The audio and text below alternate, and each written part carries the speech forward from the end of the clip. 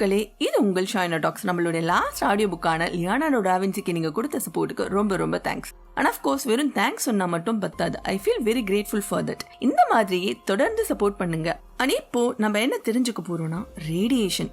நம்ம மொபைல் போன்ல இருந்து வர ரேடியேஷனை பார்த்தே நம்ம இவ்வளவு பயப்படுறோம். ஆனா இங்க ரேடியேஷன் பாதிப்பால ஏற்பட்ட உண்மை சம்பவத்தை பத்தி நம்ம தெரிஞ்சுக்க போறோம். எஸ், கத்தி இல்ல, எந்த ஆயுதமும் யூஸ் பண்ணல, யாரும் யாரையும் குத்தல வெட்டல.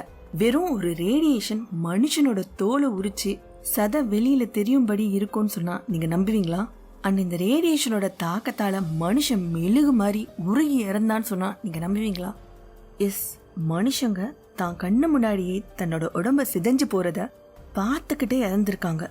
இந்த கோர தாண்டவம் எங்க அரங்கேறியதுன்னா 1986 ஏப்ரல் 28 உக்ரைன் நாட்டை சேர்ந்த சர்னோபில்ல இருக்கிற நியூக்ளியர் பவர் பிளானட்ல நடந்த ஒரு ஆக்சிடென்ட். அண்ட் இந்த ஆக்சிடென்ட் ஹியூமன் ஹிஸ்டரியிலே இதுவரைக்கும் பார்த்திராத ஒரு அணு விபத்து.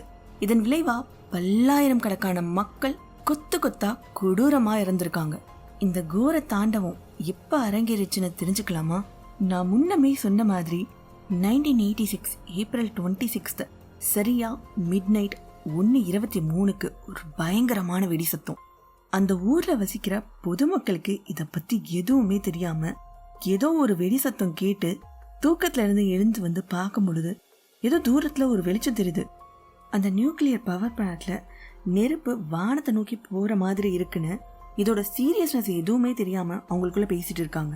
ஏன்னா அது அவங்களுக்கு அப்ப தெரியாது, அந்த வெடி சத்தம் அவங்க உயிரை கொல்ல வந்த கொடூரமான ஒரு அணு விபத்துன்றது. அதே சமயத்துல அந்த அணு உலையில வேலை செய்யறவங்களுக்கு என்ன நடக்குது, என்ன பண்ணணும்னு கூட தெரியாம திகச்சு போய் நிக்கிறாங்க. ஒருத்தருக்கும் ஒண்ணுமே புரியல. அப்போ அங்க பவர் பிளானட்டோட ஒரு சீஃப் சயின்டிஸ்டான ஆனடோலி டயட்லவ் அப்படியே ஸ்டன் ஆகி நிக்கிறாரு. அப்ப அங்க இருக்க மத்த நிறைய ஜூனியர் சயின்டிஸ்ட் கத்திக்கிட்டு வராங்க. என்ன செய்யணும்னே தெரியல. ரொம்ப பரபரப்பா வந்து அவர்கிட்ட கேட்கும் பொழுது அப்ப அதுல ஒரு scientist, chief, turbine hall fire ஆயிடுச்சு அப்படின்னு ரொம்ப பரபரப்பா சொல்றாரு. அதுக்கு அந்த டயட்லவ் உடனே சேஃப்டி ப்ரிகாஷனா கண்ட்ரோல் ரோட எல்லாம் ஷட் டவுன் பண்ணிட்டு உடனே பம்ப் ரூம் யூஸ் பண்ணி ரியாக்டர் கோருக்கு வாட்டர் சப்ளை பண்ணுங்க. அப்ப அங்க இருக்கிற வேற ஒரு ஜூனியர் சயின்டிஸ்ட், சீஃப், வெடிச்சதே ரியாக்டர் தான் அப்படின்னு சொல்லும் போது அந்த டயட்லவ் அது சுத்தமா நம்பல. என்னது, அப்படிலாம் ஆக வாய்ப்பே இல்லை, நோ நோ நோ, இவன் எதையோ பார்த்துட்டு உளறிட்டு இருக்கான். ஆனா அங்க இருக்க சயின்டிஸ்ட்க்கு டயட்லவ் சொல்றது முழுசா நம்பவும் முடியல, நம்பாம இருக்கவும் முடியல. ஒரு மாதிரியான பீதியிலேயே இருக்காங்க.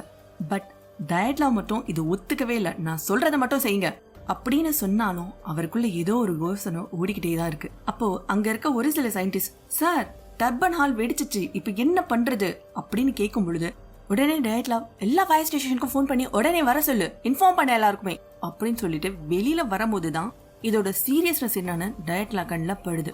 அது என்னன்னா, கிராஃபைட் செதறி உடைஞ்சு போய் கிடக்கு.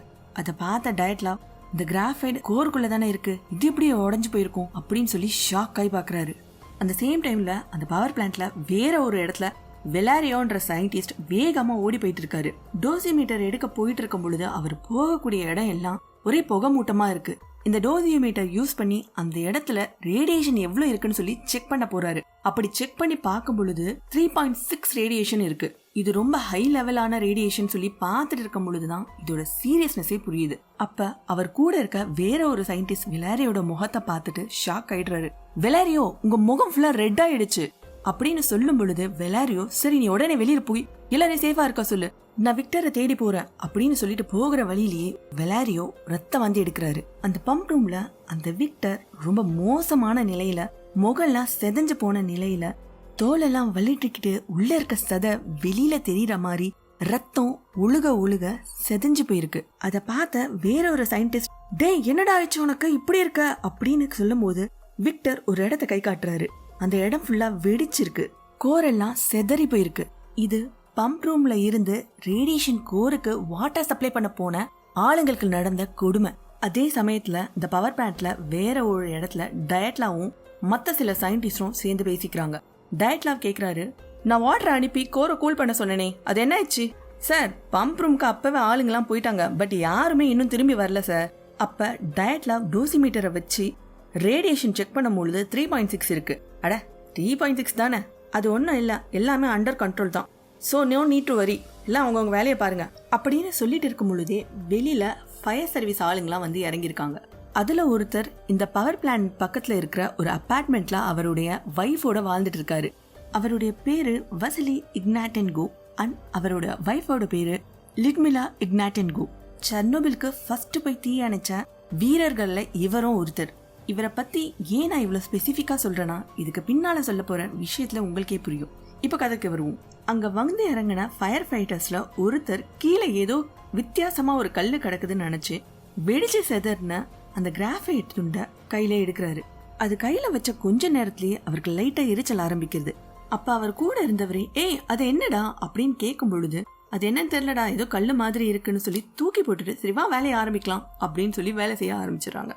அப்ப கொஞ்ச நேரத்திலேயே அந்த கிராஃபைட் கல்லை எடுத்தவரு கதறி அழுது கத்துறாரு. அப்ப அங்க இருக்கிற எல்லாருமே என்ன ஆயிடுச்சுன்னு சொல்லி போய் பார்க்கும் பொழுது, அப்ப அதுல இருந்த ஒருத்தர் அவர் கையில இருக்க கிளவ கழட்டுறாரு. அந்த கிளவோட சேர்ந்து அவர் கையில இருக்க தோல் வழுட்டிட்டு வந்துடுது. வெறும் கையில சத ரத்தம் சொட்ட சொட்ட ரொம்ப கோரமா கொடூரமா இருக்கு. இத பார்த்த எல்லாருக்குமே சரியான அல்லு. அண்ட் இதுக்கு முன்னாடியே நான் சொன்னேன் இல்லையா, அந்த பவர் பிளான்ட் பக்கத்துல ஒரு அபார்ட்மெண்ட்ல இருக்கிற ஒரு ஃபயர் ஃபைட்டர் அங்க வந்திருந்தாருன்னு. அவர் இதை பார்த்துட்டு சரியான ஷாக்ல இருக்காரு. என்ன நடக்குதுன்னு கூட தெரியாம, எதுக்கு இப்படி ஆனதுன்னு கூட தெரியாம ஒரு பெரிய குழப்பத்துல இருக்காரு. அப்ப அந்த ஃபயர் ஃபைட்டர் டீமோட ஹெட், வாங்கப்பா எல்லாம் வேலை பாப்பீங்க, சும்மா நின்று வேடிக்கை பார்த்தா ஆகுமா, நிறைய வேலை இருக்கு அப்படின்னு சொல்லி கூப்பிடுறாரு. அந்த சேம் டைம் அந்த பவர் பிளான்ட்குள்ள என்ன நடக்குதுன்னா, ஒரு 3 சயின்டிஸ்ட கண்ட்ரோலரோட மேனுவலா கட் பண்ண மேலதிகாரிங்க அனுப்புறாங்க. இவங்களுக்கு போகிறதுக்கு பயங்கரமான பயம். ஆனா மேலதிகாரிங்க சொல்லிட்டாங்க, வேற வழியே இல்ல, செஞ்சுதான் ஆகணும்ன்ற கட்டாயத்துல அவங்க அங்க போயிட்டு இருக்காங்க. அப்படி போயிட்டு இருக்கும் பொழுது, நான் முன்னாடியே சொன்னேன் இல்லையா, பம்ப் ரூம்ல ஒருத்தர் முகம் செதஞ்ச நிலையில இருக்கிறாருன்னு, அவரை வேற ஒருத்தர் தூக்கிக்கிட்டு வந்துட்டு இருக்காரு. இவங்கள பார்த்துட்டு எங்கப்பா உள்ள போறீங்க அப்படின்னு சொல்லி விசாரிக்க பொழுது, இத மாதிரி பம்ப் ரூம்ல மேனுவலா கட் பண்ண சொல்லியிருக்காங்கப்பா, அதுக்குதான் போயிட்டு இருக்கோம் அப்படின்னு சொன்ன உடனே அவரை தூக்கிட்டு இருந்தவரை இறக்கி வச்சுட்டு, இருவா நானும் வரேன்னு சொல்லி கூட போறாங்க. அங்கதான் அந்த கோர தாண்டவும் மேலும் தலை தூக்குது. அந்த கண்ட்ரோல் ரூம் போய் அதோட கதவை திறக்கும் போது அது ரொம்ப டைட்டா இருந்தது. அதனால ஒருத்தர் அந்த கதவை இழுத்து பிடிச்சுக்கிட்டு மத்த 2 பேரும் உள்ள போறாங்க. அப்படி உள்ள போய் பார்க்கும் போது அந்த கோர் வெடிச்சு செதறி இருக்கு. அதுல இருக்கிற ரேடியேஷன் வெளியில வந்துட்டு இருக்கிறத பார்த்துட்டு, இனிமே நம்ம இங்க இருந்தா சரிப்பட்டு வராது, உடனே இங்க இருந்து கிளம்பணும்னு சொல்லி பயந்து போய் 2 பேர் வெளியில வந்துடுறாங்க. அந்த கதவை இழுத்து பிடிச்சிட்டு இருக்கவரை, நம்ம இங்க இருக்க கூடாது, உடனே இங்க இருந்து போலாம் வா அப்படின்னு சொல்லி கூப்பிடும் பொழுது, அவர் அங்க இருந்து நகரும் பொழுது அவரோட உடம்புல இருந்து ரத்தம் கசிய ஆரம்பிக்குது. ஏன்னா அவர் பிடிச்சிருந்த அந்த டோர் ஃபுல்லா ரேடியேஷன் பரவி இருக்கு. அதோட தாக்கத்தால அவரால் ஒரு ஸ்டெப் கூட நகர்த்தி வைக்க முடியல. ஸோ பொறுமையா நடந்து வராரு. அந்த 2 பேரும் வேகமா ஓடி போய் நடந்த விஷயத்த சொல்றதுக்காக போறாங்க. அதுல ஒருத்தர் பாதிலேயே முடியாம விழுந்துடுறாரு. இன்னொருத்தர் ஓடி போய் டயட்லாவ் கிட்ட, சார் கோர் வெடிச்சிச்சு சார் அப்படின்னு சொல்லி கூட டயட்லாவ் அதை நம்பவே இல்லை. என்ன ஆளுக்கு உளறிட்டு இருக்கீங்க, அது எப்படி கோர் வெடிக்கும், நான் சொல்றதுதான் சரின்ற மாதிரி அவரோட அசிஸ்டன்ட் சயின்டிஸ்ட பார்த்து, உடனே டே ஷிஃப்ட் ஆளுங்களை கிளம்பி வர சொல்லு அப்படின்னு ஆர்டர் போட்டு போயிடுறாரு. ஒருவேளை கோர் வெடிச்சிருந்தா அதோட இம்பாக்ட் பத்தி தெரிஞ்ச இந்த அசிஸ்டன்ட் சயின்டிஸ்ட் இந்த நேரத்துல அவங்க வர்றது சரியில்லை அப்படின்ற மாதிரி சொல்றாரு. அதான் அந்த டயட்ல ரொம்ப ஈகோ பிடிச்ச ஆளாச்சு. டூ வாட் ஐ சே, இங்க நின்று சும்மா ஆர்கியூ பண்ணிட்டு இருக்காத, நான் சொன்னதை செஞ்சுட்டு போயிட்டே இரு அப்படின்னு சொல்லிட்டு கிளம்புறாரு. உடனே அந்த பவர் பிளான்ட்டோட சீஃப் ஹெட்டுக்கு போன் போகுது. அவர் கிளம்பி வராரு. அப்படி வர்றதுக்கு முன்னாடியே இவரோட பார்ட்னரும் அங்க இருக்காரு. இவங்க 2 பேரும் மீட்டிங் ஹாலுக்கு சீஃப் சயின்டிஸ்டான டயட்லாவை கூப்பிட்டு சத்தம் போடுறாங்க. இங்க என்ன நடக்குது, நீ என்ன பண்ணிட்டு இருக்க, இவ்வளவு பெரிய விஷயம் நடந்திருக்கு, ஒன்னும் தெரியாத மாதிரி இருக்க. சார் ஒன்றும் இல்லை, நான் உங்கள் பார்ட்னர்கிட்ட அப்ரூவல் வாங்கி தான் ஒரு டெஸ்ட் பண்ணியிருந்தேன், அதில் டேங்க் வெடிச்சிச்சு, அவ்வளோதான், வேற ஒன்றும் இல்லைன்னு சொல்லி முழு பூசணிக்காவை சோத்துல மறைச்சிட்டான் அவன். மொத்தத்தில் அந்த நியூக்ளியர் டேங்க் வெடிச்சதை பற்றி சொல்லவே இல்லை. வெறும் டேங்க் தானே, டெஸ்டிங் தானேன்னு சொல்லி இவங்க 2 பேரும் அலட்சியமாக இருந்துட்டாங்க. சரி அதெல்லாம் ஓகே, ரேடியேஷன் இப்போ எவ்வளோ இருக்குது அப்படின்னு சொல்லி கேட்கும்போது, சார் 3.6 இருக்கு அப்படின்னு சொல்லும் பொழுது, ஓகே 3.6 தானே, இது மேனேஜபிள் தான் நினைச்சுக்கிறாங்க. அது மட்டும் இல்லாம இந்த சீஃப் ஹெட்டுக்கு இதை பத்தின நாலேஜ் சுத்தமா இல்ல. சோ இவங்க சொல்றது ஓகேன்னு சொல்லி நினைச்சுக்கிறாங்க. உடனே இந்த சீஃப் ஹெட் இதுக்கு ரிலேட்டடான ஒரு பெரிய மீட்டிங்கை செட் பண்றாரு. நிறைய எக்ஸிக்யூட்டிவ்ஸ் இந்த மீட்டிங்ல கலந்துக்கிறாங்க. இந்த மீன் டைம் அந்த ஊர் மக்கள் வெடிச்சு செதறின துகள்கள் எல்லாம் காத்துல பரவி எல்லா இடத்துக்கும் போகுது. அது என்னன்னே தெரியாம ஊர் மக்களும் குழந்தைங்க பெரியவங்க வயசானவங்கன்னு சொல்லி வித்தியாசமே இல்லாம ரோட்ல வந்து அதை பார்த்து ரசிச்சு விளையாடிட்டு இருக்காங்க. அவங்க யாருக்குமே தெரியாது இந்த ரேடியேஷன் இன்னும் சில மணி நேரங்கள்ல இவங்களோட உயிரை குடிக்க போகுதுன்னு. இந்த நிலையில அந்த பவர் பிளான்ட்டுக்கு வெளியில இந்த ஃபயர் ஃபைட்டர்ஸ்லாம் கஷ்டப்பட்டு தீயை அணைச்சிட்டு இருக்காங்க. அந்த டைம்ல இந்த ஃபயர் ஃபைட்டரோட சீஃப் ஹெட் அந்த பக்கத்து அபார்ட்மெண்ட்ல இருக்க ஃபயர் ஃபைட்டரை நீ உள்ள போய் உள்ள என்ன கண்டிஷன் இருக்குன்னு சொல்லி பாரு அப்படின்னு சொல்லி சொல்றாரு. சரியான மரண பயத்துல இவர் இருக்காரு. என்னது உள்ள போகணுமா அப்படின்ற மாதிரி அவர் ஃபேஸோட ரியாக்ஷன் இருக்கு. பட் வேற வழியே இல்லாம இவர் உள்ள போறாரு. அங்க இருக்க எல்லாருக்குமே கொஞ்சம் கொஞ்சமா இந்த ரேடியேஷனால ஃபேஸ் எல்லாம் செவந்து போயிடுச்சு. இந்த சேம் டைம் இந்த எக்ஸிகியூட்டிவ்ஸோட மீட்டிங் ரூம்ல பவர் பிளான்ட்டோட சீஃப் ஹெட் மீட்டிங் நடத்துறாரு. அங்க டிஸ்கஷன் போயிட்டு இருக்கு. இந்த சீஃப் ஹெட் டயட்ல சொன்ன சினாரியோவை எக்ஸ்பிளைன் பண்ணிட்டு இருக்காரு. சோ ரேடியேஷன் பத்தி அவங்க கேட்கும் பொழுது 6.3ன்னு சொல்றாரு.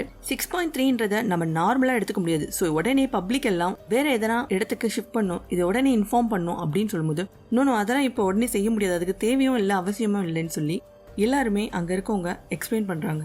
அப்ப அங்க இருந்த ஒரு வயசானவர், இங்க பாருங்கப்பா, நான் என்னோட எக்ஸ்பீரியன்ஸ்ல சொல்றேன், இந்த விஷயத்த நம்மளே சால்வ் பண்ணலாம், இது வெளியில தெரியக்கூடாது, அப்படி தெரிஞ்சிச்சுன்னா அது ரொம்ப பெரிய ஆபத்து, தெரியாம செஞ்சோம்னா அது நம்மளோட அச்சீவ்மெண்ட்பா, இது நம்மளே செய்யலாம் அப்படின்னு சொல்லி சொல்றாங்க. பாருங்க, பெரிய எக்ஸ்பீரியன்ஸான ஆளே சொல்லிட்டாரு, இப்ப என்னன்னு சொல்லி எல்லாரும் ஓகே சொல்லிடுறாங்க. மீட்டிங் முடிஞ்சிட்டு எல்லாமே போயிடுறாங்க. அந்த மீட்டிங் ரூம்ல சீஃப் ஹெட், அவருடைய அசிஸ்டன்ட் அண்ட் டயட்லாம் 3 பேரும் சேர்ந்து இந்த ரேடியேஷன் பத்தி பேசிட்டு இருக்காங்க. அப்ப ஒரு அசிஸ்டன்ட் சயின்டிஸ்ட் ஓடி வந்து, சார் ரேடியேஷன் 3.6 இல்ல, நான் மிலிட்டரி மேன் கிட்ட டோசிமீட்டர் வாங்கி பார்க்கும் பொழுது அதுல 200 ரேடியேஷன் லெவல் இருந்தது, அதோட கெப்பாசிட்டி அவ்வளவுதான் சார், அப்ப அதுக்கும் மேல இருக்கும்னு நினைக்கிறேன் அப்படின்னு சொல்லி சொல்லும் பொழுது வழக்கம் போல டயட்லாம் இதை ஏத்துக்க மறுக்கிறாரு. இல்ல இப்படிலாம் நடக்க வாய்ப்பே இல்லை, இவங்க ஏதோ சொல்றாங்கன்னு சொல்லி அதெல்லாம் ஒன்னும் கிடையாது அப்படின்னு சொல்லும் பொழுதே டயட்லாம் வாந்தி எடுக்கிறாரு. அப்ப ஃபுல்லா ரத்த வாந்தியா வருது. அதுக்கு அந்த சீஃப் ஹெட் இவர் உடனே ஹாஸ்பிட்டல் கூட்டு போங்கன்னு சொல்லிட்டு இதை பத்தி சொல்ல வந்த சயின்டிஸ்ட் கிட்ட, நீ போய் நேர்ல பாத்துட்டு என்ன நடக்குதுன்னு வந்து சொல்லு அப்படின்னு சொல்லி சொல்றாரு. அங்க போனா உயிருக்கு என்ன ஆகும்னு கூட தெரியாது, இந்த ரேடியேஷன் எவ்வளவு இருக்குன்னு கூட தெரியல. பட் இவரோட ஆர்டரை நம்மளால மறுக்க முடியாத சூழ்நிலைன்னு சொல்லி அவரு 4th பில்டிங்க்கு போறாரு. அங்க மேல இருந்து பார்க்கும் பொழுது அந்த கோர் ஃபுல்லா வெடிச்சு செதறி பயங்கரமான கருப்பு ரேடியேஷன் துகள்கள் காத்துல கலந்துட்டு இருந்து பார்த்து சரியான ஷாக் ஆயிடுறாரு. அவர் முகம் ஃபுல்லா அப்படியே ரெட் ஆயிடுது. வேறொரு பக்கம் நிறைய ஆம்புலன்ஸ் சைரன் சத்தத்தோட ஹாஸ்பிட்டல் நோக்கி போயிட்டு இருக்கு. அந்த ஹாஸ்பிட்டல்ல இருக்கவங்க என்னன்னு சொல்லி ஓடி வந்து பார்க்கும் பொழுது ரேடியேஷன்ல அஃபெக்ட் ஆனவங்க மொத்தமா கொத்தா வந்துட்டு இருக்காங்க. அதுல இந்த டயட்லாவும் வராரு. இந்த டயட்லா வெளியில வந்து பார்க்கும் பொழுதுதான் இந்த பிரச்சனையோட பாதிப்பு என்னன்னு சொல்லி மொத்தமா தெரியுது. இதோட விளைவு பக்கத்து ஊர்ல மறுநாள் விடிஞ்சு எல்லாருமே அவங்களோட வேலைக்கும் ஸ்கூலுக்கும் குழந்தைங்க பெரியவங்கன்னு சொல்லி போயிட்டு இருக்காங்க. அவங்க யாருக்குமே இத பத்தின எந்த விஷயமே தெரியாம அவங்களுடைய இயல்பான வாழ்க்கையை வாழ்ந்துட்டு இருக்காங்க. அவங்களுக்கு அப்ப தெரியாது இன்னும் சில மணி நேரங்கள்ல இந்த ரேடியேஷன் இவங்க உயிரை குடிக்க போகுதுன்னு. அந்த ஊர்ல ஃபர்ஸ்ட் ரேடியேஷன் தாக்குதல் பறவைகள் மேலதான் நடந்திருக்கு. மேல வானத்துல பறந்திருக்க பறவை செத்து தானா கீழே விழுது. இப்படி இந்த ரேடியேஷனோட தாக்குதல் என்னென்ன பாதிப்புகளை ஏற்படுத்துச்சு, எப்படி அதோட கோரத்தாண்டத்தோட தாக்குதலை அரங்கேத்துச்சு, எத்தனை பேர் இதுல பாதிச்சாங்க, இதோட பேரழிவோட விளைவு என்னன்னு சொல்லி தொடர்ந்து வர எபிசோட்ஸ்ல கேட்கலாம். அதுக்கு முன்னாடி நம்ம சேனல்ல மொத்தம் 3 ஆடியோ புக் இருக்கு. லைக் கெட் ஸ்மார்ட், வாஸ்கோ ட காமா, லியோனார்டோ டா வின்சின்னு சொல்லி. இது 3 3 டிஃப்ரெண்ட் ஜானர்ஸ்ல இருக்கு. ஸோ இதை கேட்காதவங்க சேனல்ல போய் கேட்டுக்கலாம். அது மட்டும் இல்லாம சேனல்ல லைக் பண்ணுங்க, ஷேர் பண்ணுங்க, சப்ஸ்கிரைப் பண்ணுங்க, மறக்காம அந்த பெல் பட்டனை கொஞ்சம் தட்டி விட்டுருங்கப்பா. Until then stay tuned with me. நீங்கள் கேட்டுக்கொண்டிருப்பது உங்கள் ஷைனா டாக்ஸ்.